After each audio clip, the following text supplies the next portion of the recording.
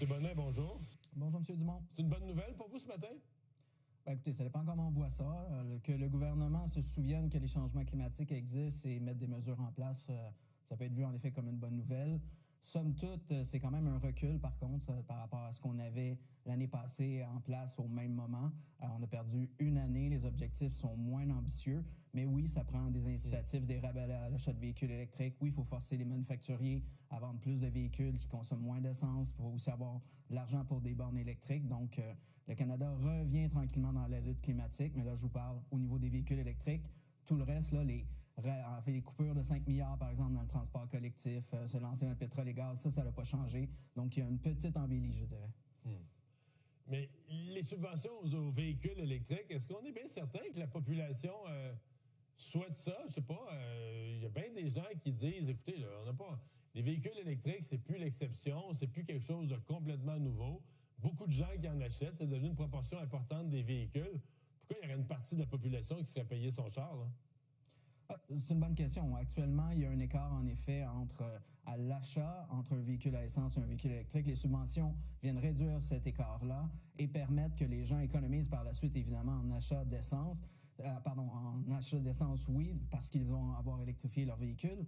Ce qui est intéressant, c'est que cette fois-ci, le gouvernement, au lieu d'arriver et de couper les subventions du jour au lendemain comme ils l'ont fait l'année passée, ce qui a précipité les ventes vers le bas, là, il y a de la prévisibilité, des subventions qui vont diminuer dans le temps. Nous, on pense qu'elles auraient pu être modulées, par exemple, en fonction du revenu des gens, de limiter le nombre de subventions à une par personne. Mais évidemment, il y a de l'argent qui devrait aller ailleurs aussi, dans le transport collectif, au lieu de couper 5 milliards, par exemple. Donc, c'est pas parfait, mais actuellement, les subventions viennent aider à l'électrification et surtout le réseau de bornes, parce que les gens ont besoin d'être assurés. Au Québec, on a plus de bornes. À l'extérieur du Québec, il y en a moins. Il faut s'assurer que ce système-là soit efficace, rapide et bien déployé.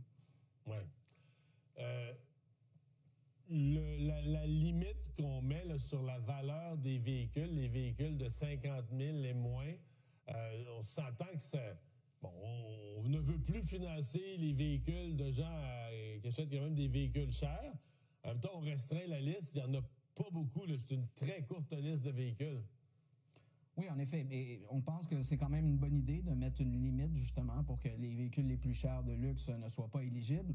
Mais là, maintenant, il faut augmenter l'offre de véhicules abordables. Évidemment, vous avez des véhicules chinois qui ont été annoncés, mais actuellement, les véhicules fabriqués en Europe, par exemple, ne sont pas vendus, les véhicules électriques, ici au Canada en raison de normes de sécurité qui ne sont pas reconnues comme étant équivalentes. Ça veut dire qu'il y a moins de véhicules abordables. Et même chose pour des véhicules chinois, évidemment, actuellement, on va en voir plus, mais c'est 3 % qui a été annoncé. Il y a aussi des enjeux, on en parlera si vous voulez, là, au niveau, évidemment, des droits humains en Chine, au niveau du travail forcé, au travail des enfants. On voudrait s'assurer que ça ne se fasse pas pour les véhicules et tous les autres produits qui proviennent de Chine. Le gouvernement ne fait rien là-dessus. Mais clairement, au niveau de l'électrification des transports, le Canada a reculé l'année dernière. Là, va se replacer, mais on est loin, loin de ce qui se passe, autant au niveau européen, californien, au niveau chinois, au niveau de la Scandinavie. Le Canada a reculé de près de moitié dans les ventes l'année passée. Et ça, c'est le gouvernement qui est responsable. Là, il se rattrape un petit peu, mais encore une fois, c'est un recul. Là. C'est moins ambitieux que ce qu'il y avait en place avant. C'est les manufacturiers automobiles du Canada qui se sont traînés les pieds, qui ont fait du lobby pour retarder le gouvernement. Même chose pour le gouvernement ontarien, même chose pour les pétrolières, je vous disais, dans ce sujet-là. Donc, au Québec, on a tout à gagner à électrifier, à faire en sorte que ce réseau-là soit déployé rapidement. Notre balance économique va se porter mieux, notre portefeuille, notre qualité de l'air, l'environnement, les changements climatiques, évidemment, n'ont pas disparu avec M. Trump, malgré ce que faisait M. Carney. Là, il revient dans la lutte climatique un peu. On peut voir ça comme une demi-bonne nouvelle, je vous dirais. Ouais. Bon, vous avez parlé de la question des bornes. Il y a quand même du travail. Là. Je vois qu'on va y mettre de l'argent. Il y a quand même du travail à faire là-dessus. Il y a de plus en plus de véhicules électriques. Il n'y a pas de bornes proportionnellement. Il y en a plusieurs qui sont défectueuses. C'est certain que l'enjeu de la fiabilité des bornes, il est central. Il faut s'assurer que ce soit efficace.